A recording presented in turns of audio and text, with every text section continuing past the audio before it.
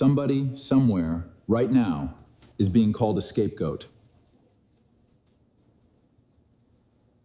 A losing sports team blames one player. A failed project gets pinned on one employee who wasn't even in the room when the real decisions were made. A political scandal needs one resignation to make the story go away.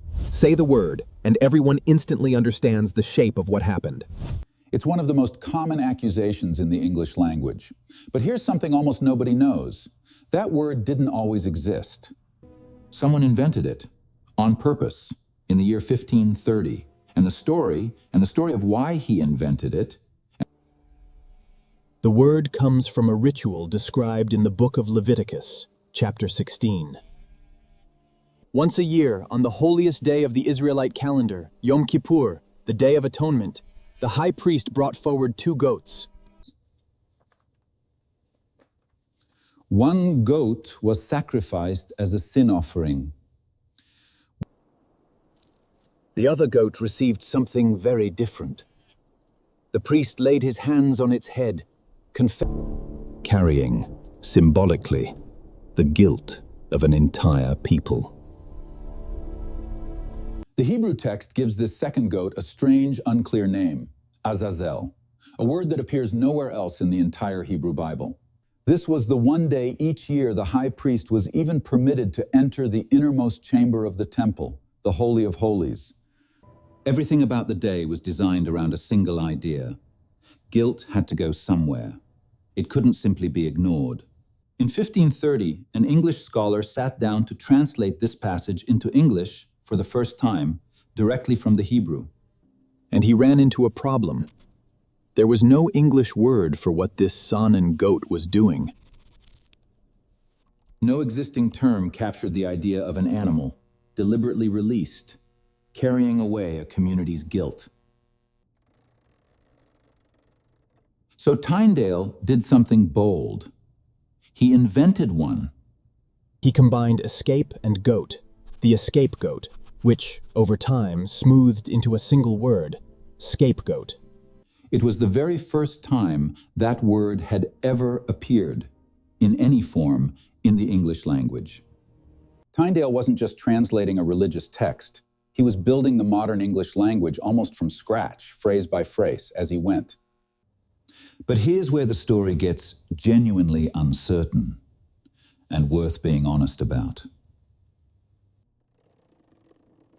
Many modern scholars now believe Tyndale may have gotten the meaning wrong.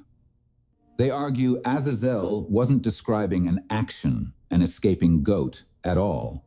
It was a proper name.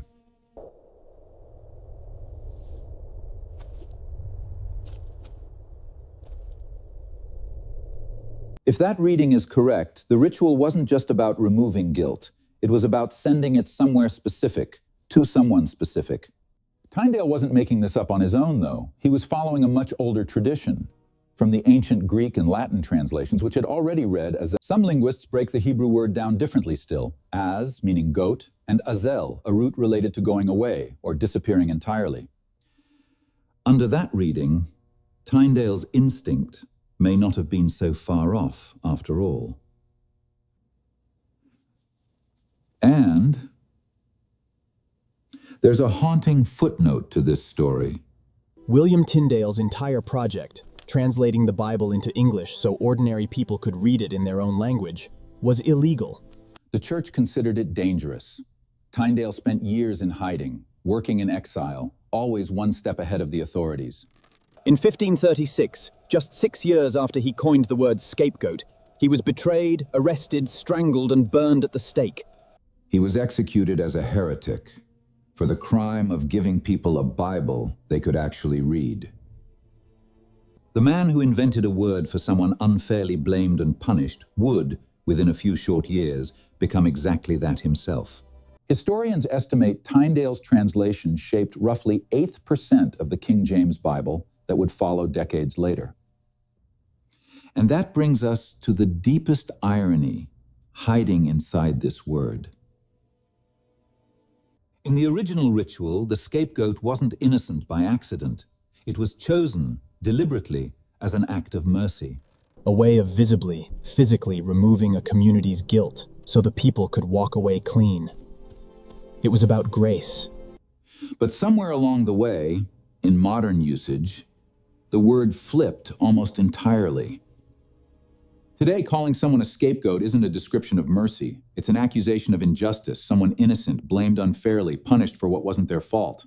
The word that once meant guilt has been dealt with now means guilt has been dodged by everyone except the one person who didn't deserve it.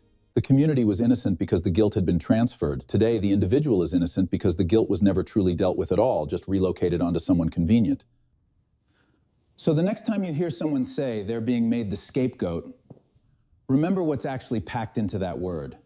A ritual from an ancient desert, a scholar who invented a word out of necessity, a translation debate that's never fully been settled, and a man who was burned alive a few years after writing it down.